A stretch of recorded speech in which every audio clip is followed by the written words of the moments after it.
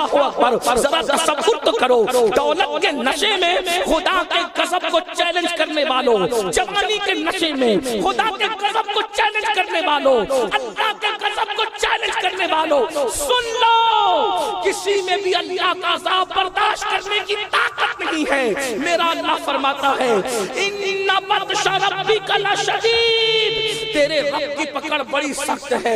اللہ اکبر، جب وہ پکڑ کرنے پر آتا ہے تو نسب نہیں دیکھتا، جب وہ پکڑ کرنے پر آتا ہے خاندان نہیں دیکھتا، خطہ نہیں دیکھتا، قبیلہ نہیں دیکھتا، ڈگریاں نہیں دیکھتا، علم نہیں دیکھتا، جب وہ پکڑ کرنے پر آتا ہے اتنے بڑے علم والے کی پکڑ کر لیتا ہے جسے دنیا معلم الملائکہ کہتی ہے، جب وہ پکڑ کرنے پر آتا ہے تو نبی کے سگے چچا کی پکڑ کرتا ہے، ابراہیم خلیل اللہ کا سگا چچا جسے دنیا آزر کہتی ہے، کیا وہ بچھو کی شکل میں جہنم میں نہیں جائے گا؟ نوح علیہ السلام کا بیٹا کنعان کی شکل میں کیا کتا بنا کر جہنم میں نہیں ڈالا جائے گا؟ لوط علیہ السلام کی بیوی کیا جہنم میں نہیں ڈالی جائے گی؟ ذرا غور کرو، جس دن نبی کی بیوی جہنم میں جا رہی ہوگی، جس دن نبی کا بیٹا جہنم میں جا رہا ہوگا، جس دن نبی کا سگا چچا جہنم میں جا رہا ہوگا، اس دن اپنا کیا بنے گا؟ میرے بھائیوں غور کیجئے۔ تو عرض یہ کر رہا تھا،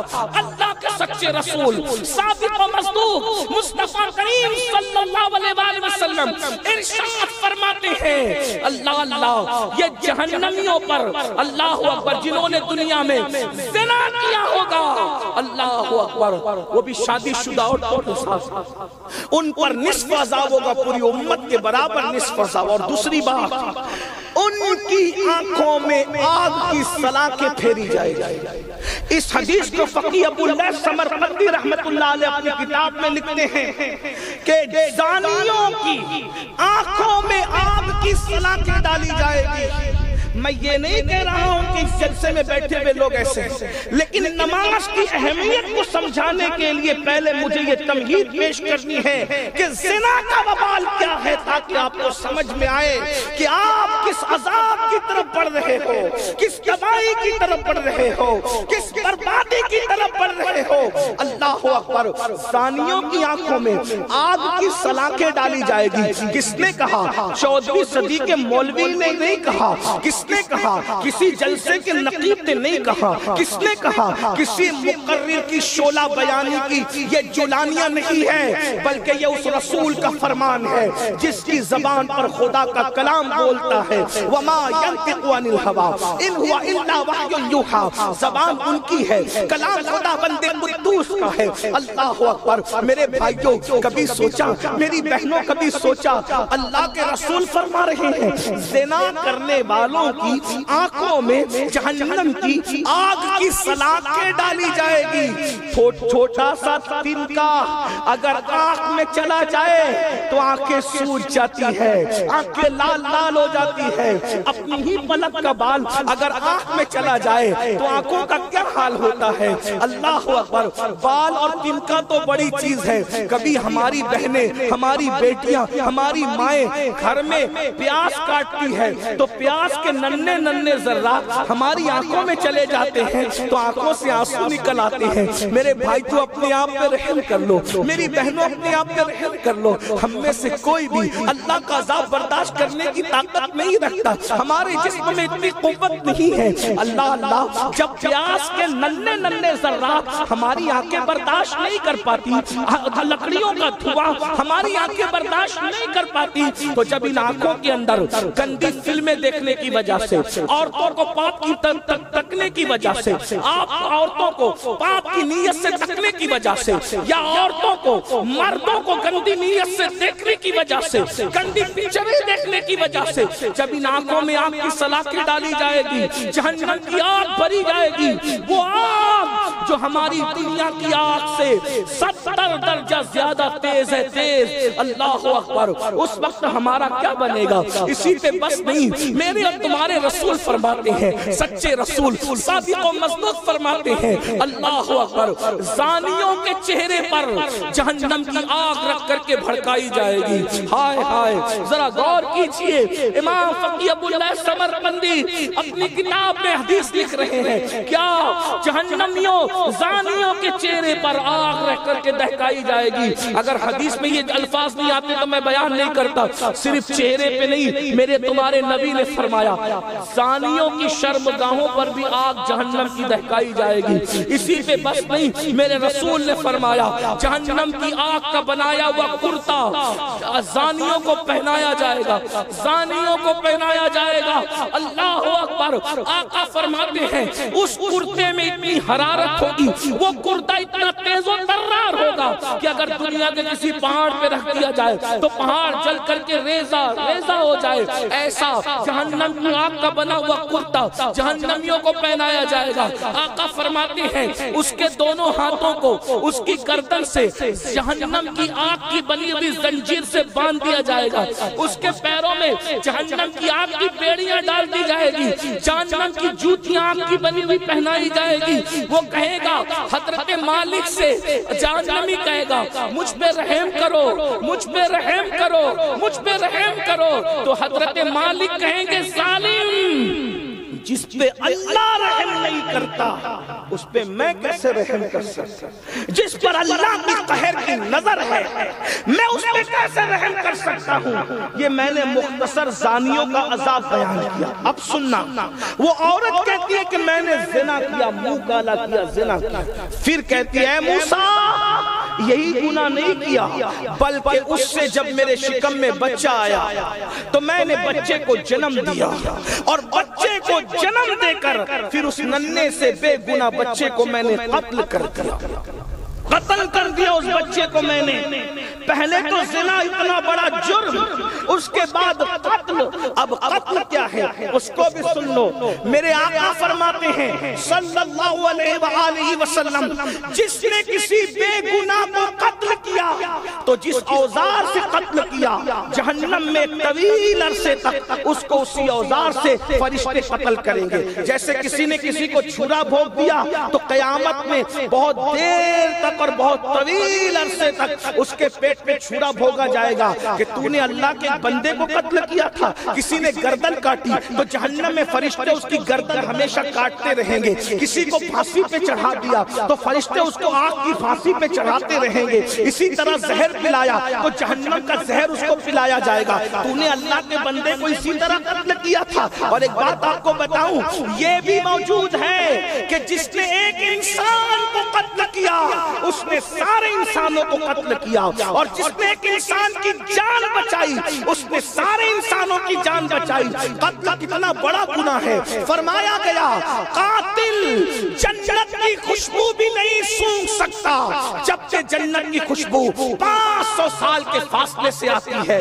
یہاں ایک بات اور عرض کر دوں، اس عورت نے بھی بچے کو قتل کیا تھا، اور آج بھی ہمارے بچے قتل ہو رہے ہیں، بچوں کو قتل کیا جاتا ہے۔ آپ کہیں گے وہ کیسے؟ اللہ اکبر، جب عورتیں ماں بننے والی ہوتی ہیں تو عورتیں ڈاکٹروں کے پاس جاتی ہیں، پیسوں کی لالچ دیتی ہے، اور لالچ دے کر سونوگرافی کے ذریعے، الٹرا ساؤنڈ کے ذریعے یہ معلوم کیا جاتا ہے پیٹ میں بیٹا ہے کہ بیٹی۔ اگر بیٹا ہوتا ہے تو اس کو رہنے دیا جاتا ہے، اور اگر بیٹی ہوتی ہے تو اس کو قتل کر دیا جاتا ہے۔ آج ہمارے ملک ہندوستان میں پیٹ کے اندر بیٹیاں قتل کی جا رہی ہے۔ اللہ اکبر، دوسرے لوگ کیا کر رہے ہیں میں ان کو کچھ نہیں کہتا، لیکن نبی پر ایمان لانے والوں سن لو، بیٹیوں کو قتل مت کرو، بچوں کو قتل مت کرو، بلکہ تم تو مکے کے ان گنڈوں سے بھی زیادہ ظالم ہو گئے جو اپنی بیٹیوں کو زندہ دفن کرتے تھے۔ ارے وہ پیدا ہونے کے بعد دفن کرتے تھے، تم اتنے ظالم کیسے ہو گئے کہ تم پیدا ہونے سے پہلے پیٹ ہی میں چمچوں سے، چھری سے، مشینوں سے ٹکڑے ٹکڑے کر کے گٹر میں بہا دیتے ہو؟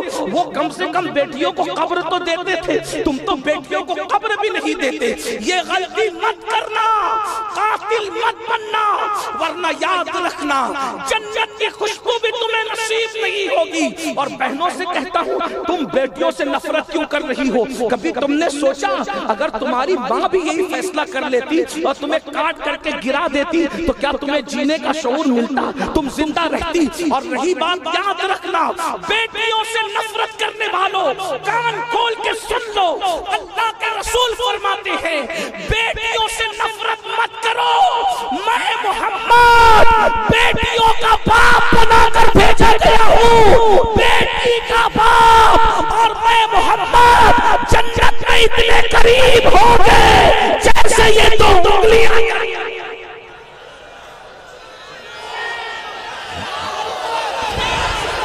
اتنا اشارہ کیا جیسے یہ دو انگلیاں قریب ہیں ویسے میں اور بیٹی کا باپ قریب ہوں گے. شرط یہ ہے کہ وہ بیٹی کی پیدائش پہ نفرت نہ کرے, بیٹی کی پیدائش پہ ناراض نہ ہو. اللہ فرمایا بیٹی پیدا ہو تو خوشی کرے, بیٹی پیدا ہو اچھا نام رکھے, بیٹی پیدا ہو اچھی تربیت کرے اور اچھے گھرانے میں اس کی شادی کر دے. ایسا باپ اور میں محمد روحی فدا صلی اللہ علیہ وآلہ وسلم ایسے قریب ہوں گے. کیا مزے آئیں گے ذرا. بیٹیوں کے باپ تمہیں مبارک ہو. آقا فرماتے لیکن کون ایسے قریب ہوگا جو بیٹیوں سے نفرت نہ کرے, جو بیٹیوں پہ ظلم نہیں کرتا, جو بیٹی کی پیدائش پہ منہ نہیں اتارتا. اور آپ کو پتا ہے بیٹی کی پیدائش سب سے بڑا برکت کا تعویذ ہے. اللہ کے رسول صلی اللہ علیہ وآلہ وسلم فرماتے ہیں جب کسی کے گھر میں بیٹی پیدا ہوتی ہے تو فرشتے اس کے گھر میں نازل ہوتے ہیں اور چاروں طرف سے اس بیٹی کو گھیر لیتے ہیں اور اس کے سر پہ ہاتھ رکھ کے کہتے ہیں اے کمزور جان سے پیدا ہونے والی کمزور جان, جب تک تو اس گھر میں موجود رہے گی ہم رحمت کے فرشتے تیرے ساتھ اس گھر میں موجود رہیں گے. غور تو فرمائیں, آج بچیوں کا قتل ہو رہا ہے, گاڑیوں پہ لکھا ہوتا ہے بیٹی پڑھاؤ بیٹی بچاؤ, بیٹی پڑھاؤ. میں یہ بھی کہہ دوں لوگوں کو 1400 سال کے بعد جو بات سمجھ میں آئی نا بیٹی بچاؤ بیٹی پڑھاؤ, میرے نبی نے 1450 سال پہلے بیٹیاں بچا کر بھی بتا دیا, بیٹیاں پڑھا کر بھی بتا دیا. یعنی دنیا 1400 سال کے بعد جہاں پہنچتی ہے اسلام 1400 سال پہلے وہاں سے گزر چکا ہوتا ہے. ایک بات آپ کو بتاؤں, آج کسی مذہب میں بیٹی کی اتنی عزت نہیں ہے جتنی مذہب اسلام میں ہے. کیا عزت ہے ہمارے یہاں بیٹی کی.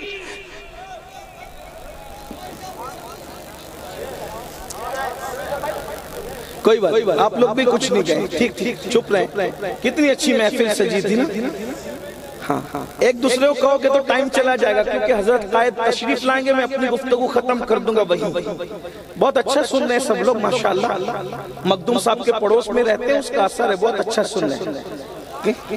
میرے مخدوم میرے مرشد سرکار مخدوم اشرف جہانگیر سمنانی کے پڑوس میں رہتے ہو, بڑے خوش نصیب ہو. تو میں بات کر سکتا ہوں. دیکھیے آپ بھی بات کریں گے اور میں بھی بات کروں گا تو تقریر نہیں ہوگی, یہ مناظرہ ہوگا. میں مناظرہ کرنے نہیں آیا, میں اپنے آپ کی بھی اور آپ کی بھی اصلاح کرنے آیا. یہ اگر بیٹھ سکتے ہوں, اگر سکتے ہوں, کوئی نہیں, میں انتظامیہ ہی بیٹھ جائے, ادھر آ جائے آپ لوگ کچھ نہیں, ادھر بیٹھ, وہ ہو جائے گا. جس کی محفل ہے اسی پہ چھوڑو, آپ بھی بیٹھ جائے. بیٹھ سکتے ہو تو بیٹھ جائے, کوئی بات نہیں. بیٹھ سکتے ہو تو کوئی بات. حالانکہ میری قوم کا مزاج یہ ہے کہ ہم جیسے رسول اللہ کے غلام جو کہہ دیتے ہیں وہ اس پہ فوراً عمل کرتے ہیں. دیکھیے ماشاءاللہ ایک جملے میں سب بیٹھ نہ بولے نا, کوئی نہ بولے, بس دیکھیے بیٹھے نہیں بیٹھے. یہ میری قوم کی شان ہے کہ ہم کہہ دیں یہ قوم مان لیتی ہے, اسی لیے تو آتے ہیں کہ چلو کچھ چلا لیں گے تو یہ قوم مانتی ہے. الحمدللہ اب تو کوئی کچھ نہیں بولے. ایک بار سب مل کر عشق و مستی میں ڈوب کر حضور کے گنبد خضرا کا تصور کر کے نبی اور آل نبی پہ جھوم جھوم کے درود شریف پڑھے تو میں گفتگو آگے بڑھا دوں. صلی اللہ علیہ نبی المی وآلہ وصحبہ صلاۃ و سلام علیکہ یا سیدی یا رسول اللہ. ایک بار اور درود شریف پڑھنے نبی اور آل نبی پر. اللہم صلی وسلم وزد وبارک علی سیدنا و مولانا محمد مادن الجود والکرم والہ الکرام وابنہ الکریم و امتہ الکریم یا اکرم الاکرمین وبارک وسلم. 3 کا عدد اللہ کو پسند ہے، تاک عدد اللہ. ایک بار اور پڑھ کے 3 کا عدد پورا کریں، ہزاروں درود شریف بارگاہ رسالت میں. اللہ رب محمد صلی اللہ علیہ وسلم نحن عباد محمد صلی اللہ علیہ وسلم صلاۃ و سلام علیکہ یا سیدی یا رسول اللہ، صلاۃ و سلام علیکہ یا سیدی یا رسول اللہ، صلاۃ و سلام علیکہ یا جد الحسن والحسین. توجہ فرمائیں، اللہ کے رسول صلی اللہ علیہ وآلہ وسلم نے بیٹی کو کتنا بلند کیا، کتنا بلند کیا. محرم میں سنتے ہو، فضائل سیدہ میں سنتے ہو، لیکن فضائل کے ساتھ ساتھ ذرا اس عنوان سے بھی سن لیں. اللہ اکبر. رسول اللہ نے اس دور میں، جس دور میں بیٹیوں کو باپ اپنے ہاتھوں سے زندہ دفن کر رہا تھا، اس دور میں بیٹی کو کتنا بلند کر دیا کہ رسول اللہ اپنی بیٹی شہزادی کے لیے فرماتے ہیں فاطمہ تو بدت منی، فاطمہ میرے جگر کا ٹکڑا ہے.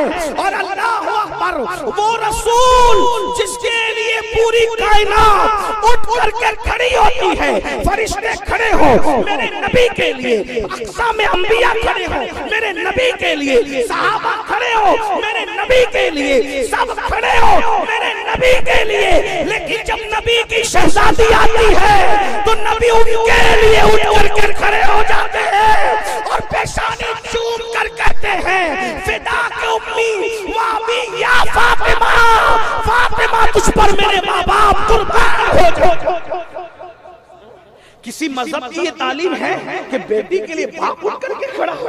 یہ میرے مذہب کی تعلیم ہے. ہمارے اسلام آج انہی بیٹیوں سے تم نفرت کر رہے ہو، انہی بیٹیوں کو قتل کر رہے ہو، انہی بیٹیوں کو بوجھ سمجھتے ہو. گھر کے اندر بیٹوں کا مقام الگ ہے، بیٹیوں کا مقام الگ ہے. بیٹوں کو سر پہ چڑھایا جاتا ہے، بیٹیوں کو ڈانٹ ڈپٹ کر کے دبا کے رکھا جاتا ہے. تمہیں پتا ہے اللہ کے سچے رسول علیہ الصلوۃ والتسلیم نے فرمایا سفر سے لوٹا کرو تو تحفہ لے کر لوٹا کرو، اور جب تحفہ لایا کرو تو تحفہ پہلے بیٹوں کو مت دیا کرو، تحفہ پہلے بیٹی کو دیا کرو. اگرچہ بیٹا ایک لوتا ہو اور بیٹیاں 3 ہو، ایک لوتے بیٹے کی اہمیت زیادہ ہوتی ہے. آقا فرماتے ہیں تحفہ لانا تو پہلے ایک لوتے بیٹے کو مت دینا، بلکہ پہلے بیٹیوں کو دینا. کیوں؟ کیونکہ بیٹیوں کا دل نازک ہوتا ہے. اور پھر فرمایا جس نے بیٹی کا دل دکھایا گویا کہ مجھ محمد کا دل دکھایا. بیٹی کا دل دکھانے والا اپنے نبی کا دل دکھانے کے برابر ہے. ذرا غور تو فرمائیں. اس لیے بیٹی کو رذیل نہ سمجھو، ذلیل نہ سمجھو. بیٹیاں کیا ہے؟ جب بیٹی پیدا ہوتی ہے اللہ مدد کرتا ہے اس کے باپ کی، اور بیٹی پیدا ہوتی ہے رحمت کے فرشتے اترتے ہیں، جنت کی بشارت ملتی ہے. بہرحال تو میں نے کیا کیا؟ اس عورت نے زنا کیا. موسیٰ علیہ السلام کے پاس آئی، کہتی ہے میں نے زنا کیا. پھر بچہ پیدا ہوا، اس کو قتل کر دیا. اب وہ عورت کہتی ہے اے اللہ کے کلیم موسیٰ میں توبہ کرنا چاہتی ہوں، آپ دعا کریں کہ اللہ میری توبہ قبول کرے. غور کریں، زنا کیا، بچے کا بے گناہ بچے کا قتل کیا، اور اب کہتی ہے کہ میں توبہ کرنا چاہتی ہوں. اللہ کے کلیم جو جتنا بڑا عالم ہوگا اس کے دل میں اللہ کی خشیت اتنی زیادہ ہوگا، اس کے دل میں اللہ کا خوف اتنا زیادہ ہوگا. انما یخشی اللہ من عبادہ العلماء، اللہ کے بندوں میں اللہ سے سب سے زیادہ ڈرنے والے اہل علم ہیں. جس کے پاس علم جتنا ہوگا اس کے دل میں خشیت اتنی ہوگی. اگر اس کے دل میں خشیت ہے تو وہ عالم ہے، اور خشیت نہیں ہے پڑھا لکھا تو ہے مگر عالم ربانی نہیں ہو سکتا. خوف اللہ کا، خشیت اللہ کا انسان کو عالم بناتا ہے، بڑا عالم بناتا ہے. اور انبیاء اپنے دور کے بڑے بڑے عالم تھے. حضرت موسیٰ علیہ السلام کے پاس علم تھا تو خشیت بھی تھی، خوف بھی تھا. جیسے اس عورت نے کہا میں نے زنا کیا، بچہ پیدا ہوا، قتل کر دیا، اب توبہ کے لیے آئی ہوں، دعا کریں اللہ توبہ قبول کرے. حضرت موسیٰ پر اللہ کی خشیت طاری ہو گئی، خوف طاری ہو گیا. اور حضرت موسیٰ نے کہا جلدی سے باہر نکل، جلدی جلدی دور جائے خاتون، نکل یہاں سے، جلدی سے دور ہٹ. تو نے اتنا بڑا پاپ اور جرم کیا کہ مجھے ڈر لگتا ہے کہ تیرے گناہ کی وجہ سے کہیں آگ نہ برس پڑے، آسمان سے آگ نہ برس جائے، جلدی سے باہر نکل۔ وہ عورت چلی گئی، ہوتے ہوئے نکل گئی۔ حضرت موسیٰ نے دھکار کر نہیں نکالا، حضرت موسیٰ نے اس کو ذلیل کر کے نہیں نکالا۔ آپ پر اللہ کا خوف، اللہ کی خشیت، اللہ رب العزت کا اس طریقے سے وہ اللہ رب العزت کی عظمت اور ہیبت ایسی تاری ہوئی آپ کے دل پر کہ آپ نے اس عورت کو کہا جلدی سے چلی جا، تیری وجہ سے آگ نہ برسے۔ وہ تو چلی گئی روتے دھوتے۔ سید الملائکہ جبریل امین علیہ السلام، یہ سید الملائکہ جبریل سارے فرشتوں کے سردار ہیں، اور یہ وہاں رہتے ہیں جہاں کوئی نہیں جا سکتا، جسے سدرۃ المنتہا کہتے ہیں۔ جبریل علیہ السلام اللہ کے حکم سے آئے اور آنے کے بعد کہنے لگے اے اللہ کے کلیم، آپ نے اس عورت کو کیوں بھگا دیا؟ آپ نے اس کو کیوں نکال دیا؟ آپ نے اس کو کیوں گھر کے باہر کر دیا؟ حضرت موسیٰ نے کہا اے جبریل، تم نے نہیں دیکھا اس نے کتنا بڑا گناہ کیا؟ کتنا بڑا گناہ کیا اس نے، کتنا بڑا گناہ، زنا، قتل، کیا عذاب ہوگا اس پر، اس پر کیا عذاب ہوگا، اس پر کیا عذاب ہوگا۔ اللہ کے کلیم نے ایسے ہی کہا تو جبریل علیہ السلام کہتے ہیں اے موسیٰ، آپ اس کے عذاب پہ تعجب کر رہے ہیں، کیا میں ایسا بندہ بتاؤں کہ اس زانی اور قاتل عورت سے بڑھ کر کسی پہ عذاب ہوگا؟ کوئی ایسا بھی انسان ہے اسی زمین کے اوپر اور آسمان کے نیچے کہ اس پاپی زانی اور اس قاتل عورت سے بڑھ کر اس پر عذاب ہوگا؟ اللہ کے کلیم نے کہا ہوگا کیا اس سے بڑھ کر بھی کسی پہ عذاب ہو سکتا ہے؟ اس سے بڑھ کر بھی کسی پہ عذاب ہو سکتا ہے؟ حضرت جبریل کہتے ہیں اس سے بڑھ کر بھی کسی پہ عذاب ہوگا۔ وہ کون ہے وہ مجھے بتا دیجئے، وہ کون کم نصیب ہے کہ اس زانی اور قاتلہ بدبخت عورت سے بھی زیادہ کسی پہ عذاب ہوگا؟ تو حضرت جبریل کہتے ہیں جو لوگ جان بوجھ کر نماز چھوڑ دیتے ہیں اس عورت سے بڑا عذاب ان لوگوں پر ہوگا۔ غور کریں، غور کریں میرے بھائی، اتنے بھولے مت بنو۔ آپ دولت کمانے کے لیے کلکتہ تک جا رہے ہو، دلی تک جا رہے ہو، سعودی تک جا رہے ہو، دبئی تک جا رہے ہو، امریکہ، برطانیہ اور افریقہ تک جا رہے ہو، 2-2 4-4 سال تک کے ماں کو، بچوں کو، چھوٹے چھوٹے بچوں کو چھوڑ کے جا رہے ہو۔ میں منع نہیں کرتا آپ کو جو کمانا ہے کماؤ، ہم کمائی سے منع نہیں کرتے، لیکن میرا ایک سوال ہے بہت سادہ سا، میں تمہارا خادم ہوں، میں تمہارا خادم، تمہاری جوتیاں کرنے والا، تمہارا بھلا چاہنے والا، جاؤ جہاں تک جانا ہے جاؤ، کماؤ، خوب کماؤ، خوب انجوائے کرو، لیکن ایک سوال کرتا ہوں، جو مال قبر میں ساتھ نہیں جائے گا، جو مال قبر کے باہر رہ جائے گا، اس کو کمانے کے لیے برطانیہ، امریکہ، دلی، دبئی، سعودی، کلکتہ کہاں کہاں جاتے ہو، اور جو اعمال قبر میں ساتھ جائیں گے، فجر میں بستر چھوڑ کر محلے کی مسجد میں بھی نہیں آتے ہو، مجھے بتاؤ تو صحیح مال کمانے کتنی دور جا رہے ہو، وہ مال ساتھ نہیں آئے گا۔ قرآن کیا کہتا ہے؟ لا تنس نصیبک من الدنیا، دنیا سے اپنے نصیب کا مت بھول، سوائے کفن کے کچھ نہیں لے جائے گا، اور اگر اللہ راضی ہے تو یہ کفن بھی کفن ہے، اور اگر اللہ راضی نہیں ہے تو یہ کفن بھی جہنم کی آگ کی چادر میں تبدیل ہو جائے گا۔ ہائے میرے بھائی، ایک وقت کی نماز کے لیے صرف 10 منٹ کا ٹائم لگتا ہے، صرف 10 منٹ، 10 منٹ سے زیادہ نہیں۔ میرے بھائیوں 8-8 گھنٹے، 12-12 گھنٹے مال کمانے کے لیے محنت کر رہے ہو، اعمال کمانے کے لیے 10 منٹ نہیں، اعمال کمانے کے لیے 20 منٹ نہیں۔ میرے بھائی کون مال لے کے گیا؟ تھوڑی دیر سوچئے تو صحیح، میں کوئی مقرر نہیں، تقریر نہیں کر رہا ہوں، صرف دل کا درد آپ کے دلوں کو اڈیلنا چاہتا ہوں، تھوڑا تصور کریں کون مال لے کے گیا؟ لے جاؤ گے قارون لے گیا مال، فرعون لے گیا مال، کون لے گیا؟ نہ قارون لے گیا نہ فرعون لے گیا۔ عثمان غنی بھی مالدار تھے، وہ بھی نہیں لے گئے۔ نہ کافر مالدار لے گیا نہ مومن مالدار لے گیا، نہ بدکار لے گیا نہ نیکوکار لے گیا، سب اپنا اپنا مال چھوڑ کے گئے۔ جاؤ گے بھائی، چھوڑ کے جانا ہے۔ یہ محلات جن پہ گھمنڈ کرتے ہو نا، ایک دن چھوڑ کے جاؤ گے۔ ایک بات آپ کو کہوں، اللہ کے لیے بہت کم ٹائم لے کر آئے ہو، بہت ٹائم نہیں ہے، اتنے بیٹھے ہوئے ہیں نا، ہم کو نہیں پتا صلاۃ السلام تک کون زندہ رہے گا، ہم کو نہیں پتا صبح کا سورج کون دیکھے گا۔ الذی خلق الموت والحیات لیبلوکم ایکم احسن عملا۔ اللہ کی فرما برداری کر لو، اللہ کے لیے کچھ اعمال کر لو، کچھ نیک عمل کر لو، عبادت کر کے خدا کو راضی کر لو، ورنہ جنازے میں رکھ کر کے جاؤ گے، جنازہ بھی خود کا نہیں ہوگا بھائیو۔ اللہ اکبر۔ کتنے مسلمان ایسے ہیں نا جن کے کفن مارکیٹوں میں آ چکے ہیں اور وہ موت سے بے خبر ہے۔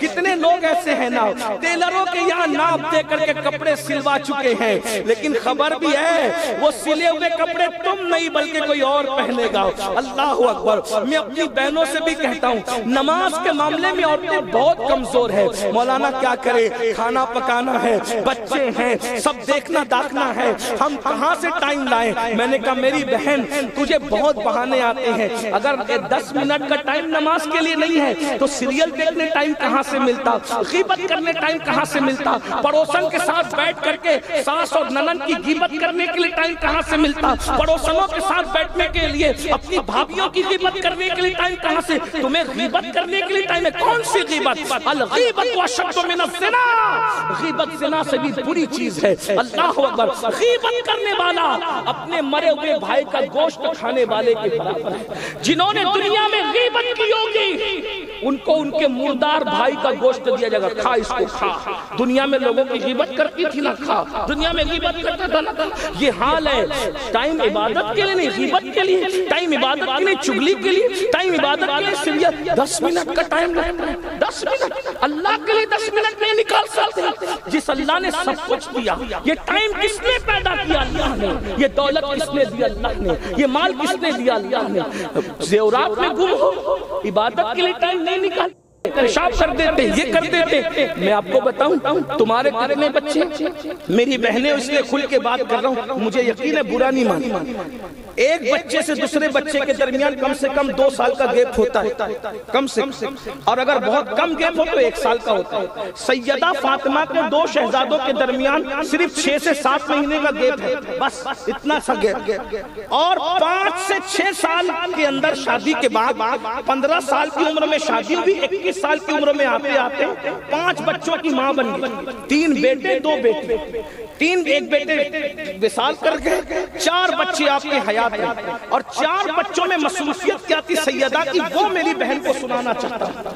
تمہارے گھر میں تو آٹا پیسا ہوا آتا ہے، تمہارے گھر میں تو مرچی کا پاؤڈر بھی پیسا ہوا آتا ہے، گھروں میں نل لگے ہوئے ہیں، اسی طریقے سے گھروں میں کنویں موجود ہیں، کپڑے دھونے کی واشنگ مشین موجود ہے، ساری راحتیں سہولتیں موجود ہیں، اس کے باوجود بھی تمہیں نماز کے لیے ٹائم نہیں ملتا۔ مرنا تم کو بھی ہے، ہڈیاں پگھل جائے گی، کتنے بھی بڑے باپ کی بیٹی ہو، تمہیں پتا یہی ہندوستان ہے۔ ان ہندوستان میں کچھ عورتیں ایسی تھی جن کو روزانہ ہلدی اور چندن سے نہلایا جاتا ہے، ہلدی اور چندن سے۔ میں نے تاریخ میں مغلوں کی ایسی عورتوں کا بھی ذکر پڑھا ہے، ہر دن نیا ہوش ان کو نہلانے کے لیے بنایا جاتا ہے۔ جب وہ عورتیں کسی محفل میں جاتی تھی، بالوں بال موتی پروئے جاتے تھے، ان کا گھگرا اور ان کے کپڑے زمین پہ نہ لگ جائیں اور خراب نہ ہو جائیں، درجنوں کنیزیں صرف دوپٹہ اٹھانے کے لیے پیچھے پیچھے چلتی تھی، پنکھا جھلنے کے لیے درجنوں کنیزیں پیچھے کھڑی رہتی تھی۔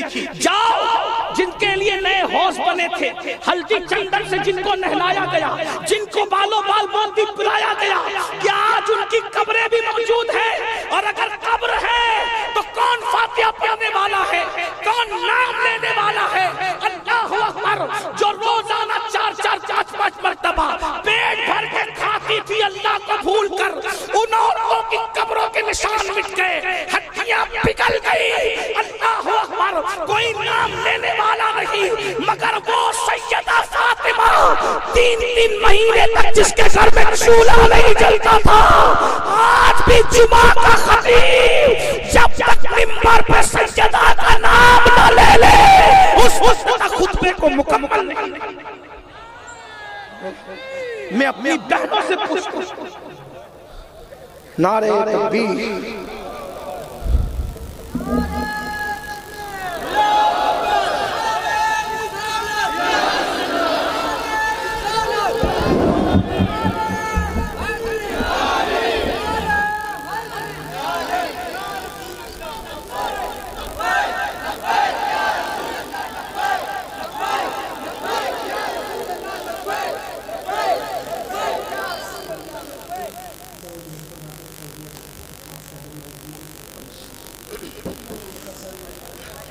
سب بیٹھ جائیں، درود شریف پڑھ لیں۔ اللہم صلی وسلم وزد وبارک علی سیدنا و مولانا محمد معدن الجود والکرم والہ الکرام وابنہ الکریم و امتہ الکریم یا اکرم الاکرمین وبارک وسلم صلاۃ و سلام علیک یا جد الحسن والحسین۔ میرا ٹائم پورا ہو گیا، میں نے کہا تھا کہ قائد محترم تشریف لائیں گے تو میں اپنی گفتگو کو مکمل کر لوں گا۔ میں اپنی گفتگو کو اینڈ کی طرف لے جاتا ہوں کہ بس میری بہنوں سے اتنا ہی کہنا ہے کہ سب تو تمہارے گھر میں ہے، سیدہ تو ہاتھ سے چکی بھی پیسنی ہے، پانی بھی مشکیزے بھر کر کے لانا ہے۔ مولا کائنات سیدنا علی مرتضیٰ فرمایا کرتے تھے کہ چکی چلانے کی وجہ سے سیدہ فاطمہ کے ہاتھوں میں گٹے پڑ گئے تھے اور مشکیزے پیٹ پہ اٹھا کر لانے کی وجہ سے ان کے پیٹ پر جو ہے وہ نشان پڑ گئے تھے۔ غور فرمائیں میری بہنوں، میرے بھائیوں، لیکن اس کے باوجود بھی عبادتوں کا حال یہ ہے کہ ایک ایک رات میں وہ ایک ایک سجدے میں پوری پوری رات گزار دیتی ہے، اور جب صبح ہوتی ہے تو بڑی حسرت سے کہتی ہے اللہ تیرے نبی کی بیٹی فاطمہ دل کھول کے سجدہ نہ کر سکی اور رات تمام ہو گئی، کوئی ایسی رات تو عطا کر دے کہ تیری نبی کی بیٹی فاطمہ دل کھول کے سجدہ کر سکے۔ سیدہ طاہرہ، سیدہ ظاہرہ، طیبہ طاہرہ، جان احمد کی راحت پہ لاکھوں سلام، جس کا آنچل نہ دیکھا مو مہر میں اس ردائے نزاہت پہ لاکھوں سلام۔ اللہ اکبر۔ میرے آقا علیہ الصلوۃ والتسلیم کے دیوانوں اور اے سیدہ فاطمہ کی کنیزوں، 10 منٹ کا وقت لگتا ہے ایک وقت کی نماز میں، ٹائم نکالو، وقت نکالو، اور یاد رکھنا 5 وقت کی نماز کے لیے 50 منٹ کا ٹائم لگتا ہے۔ 50 منٹ اگر اللہ کے لیے نہیں دے سکتے تو بتائیے پھر ہم کیسے مسلمان ہیں؟ اگر آج وقت نہیں نکالو گے کل پہ ٹالو گے تو یاد رکھنا اللہ کے رسول علیہ الصلوۃ والتسلیم نے یہاں تک بیزاری کا اظہار فرمایا۔ سیدنا ابو ہریرہ سے کہا ابو ہریرہ بے نمازیوں کے ساتھ نہ بیٹھا کر، کیونکہ بے نمازی جہاں بیٹھتا ہے اس پر مسلسل اللہ کی لعنتیں نازل ہوتی ہے۔ یہاں تک فرمایا بے نمازیوں کو صدقہ نہ دو، بے نمازیوں کو زکوٰۃ نہ دو۔ فرمایا بے نمازی میرے ذمے سے باہر ہے، قیامت کے دن اس کے ساتھ میرا کوئی وعدہ نہیں ہے۔ خدا کے لیے اپنے حال پہ رحم کرو۔ اللہ کے عذاب کو ہم برداشت کرنے کی طاقت نہیں رکھتے۔ ان بطش ربک لشدید، تیرے رب کی پکڑ بڑی سخت ہے۔ بس میری گزارش یہی ہے خدا کے لیے کچھ ٹائم نکال لو۔ جو مال قبر میں نہیں جائے گا اس کے لیے ملک بھر کا سفر کرتے ہو، دور دور جاتے ہو، اور جو اعمال قبر میں جائیں گے اس کے لیے بھی کچھ ٹائم نکال لو۔ الحمدللہ آج ہمارے قائد، ہمارے امیر داعی کبیر حضور قبلہ امیر سنی دعوت اسلامی ہمارے درمیان موجود ہے۔ آپ جانتے ہوں گے یہ شخصیت کون ہے، اور آپ کے لیے یہ نئے نہیں ہے، کسی کے لیے نئے نہیں ہے۔ جہاں پہنچے وہاں پہنچ کر اپنی آواز پہنچائی، جہاں نہیں پہنچے وہاں اپنی آواز کے ذریعے عشق مصطفیٰ کے حوالے سے پیغام پہنچایا۔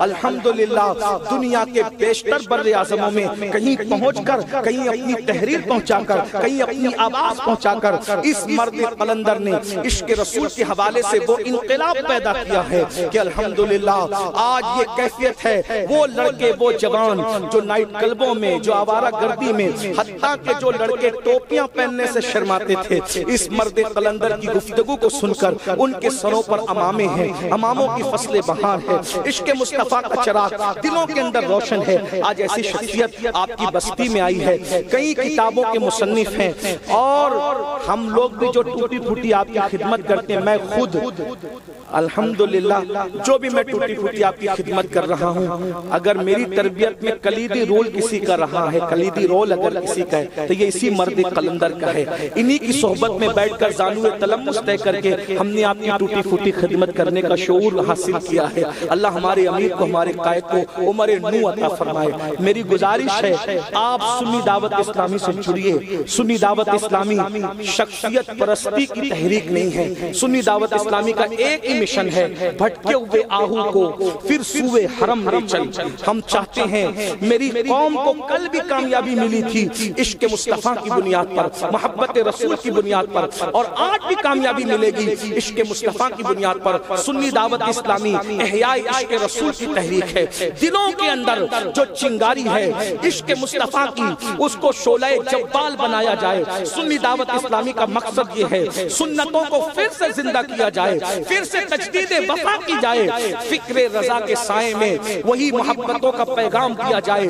انہیں جانا، انہیں مانا، نہ رکھا غیر سے کام. للہ الحمد میں دنیا سے مسلمان گیا.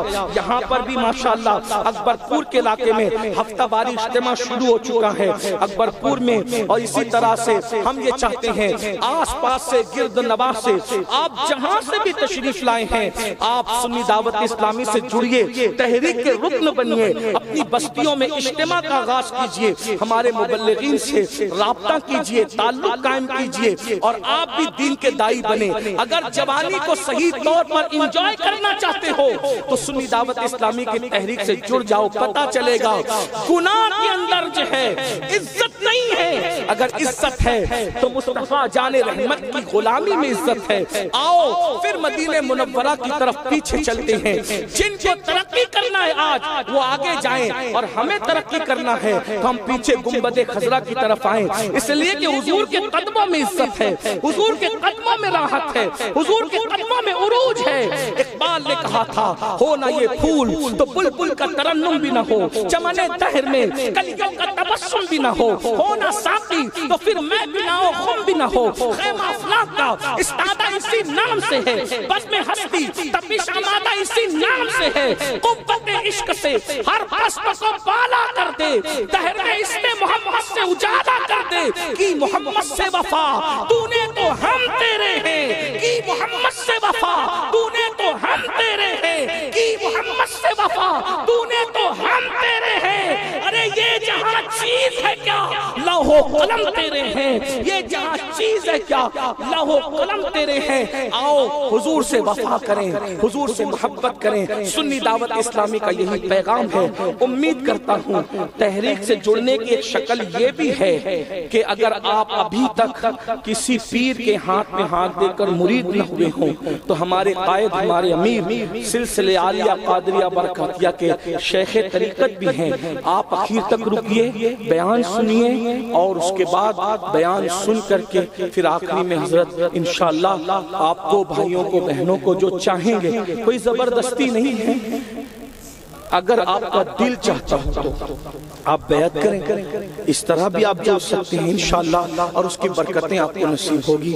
آئیے چونکہ وقت بہت ہوا، 12 سے 12:30 بجے تک مجھے بتایا تھا کہ محفل مکمل ہوگی، لیکن تاخیر ہوئی تو ہم رسمی طور پہ ہمیشہ کہتے ہیں بلا تاخیر، لیکن آج میں اس کو بدلتے ہوئے کہتا ہوں ہزارہا تاخیر کے بعد اب آئیے. واقعی ہم جس کو سننے کے لیے آئے تھے اب وہ خطیب ہمارے درمیان آتا ہے، جو خطیب نہیں خطیب گر ہے، جو ادیب نہیں ادیب گر ہے، جو مصنف ہی نہیں بلکہ مصنف گر ہے، جو صرف عالم نہیں عالم گر ہے، جو صرف دائی نہیں بلکہ دائی دین گر ہے. آئیے اس ہستی کو سنتے ہیں. ایسی ہستیاں کبھی کبھی دنیا میں ہوتی ہے. اقبال نے کہا تھا نگاہ بلند سخن دل نواز جاں پرسوز، نگاہ بلند سخن دل نواز جاں پرسوز. متائے زیست ہے یہ میر کارواں کے لیے. میر کارواں کی یہ صفات آپ حضرت میں دیکھیں گے، اور جب گفتگو سنیں گے ایک ایک جملہ ایسا کہ ایک فقرے پر پوری کتاب لکھی جا سکے. تو جب ہم ایسے فقرے سنتے ہیں تو غالب کا شعر یاد آتا ہے، آتے ہیں غیب سے یہ مضامی خیال میں، آتے ہیں غیب سے یہ مضامی خیال میں، غالب سرائے خامہ، غالب سریر خامہ نوائے سروش ہے، غالب سریر خامہ نوائے سروش ہے. آئیے اس خوبصورت سے ماحول میں ہم اپنے قائد، اپنے امیر سے عرضی پیش کرتے ہیں کہ حضور والا اپنے ملفوظات سے ہم سب کو مستفیض بھی کریں، مستنیر بھی کریں. نعرہ بلند کریں، نعرہ تکبیر. عاشقوں کی طرح ذرا نعرہ تکبیر، نعرہ رسالت، نعرہ رسالت.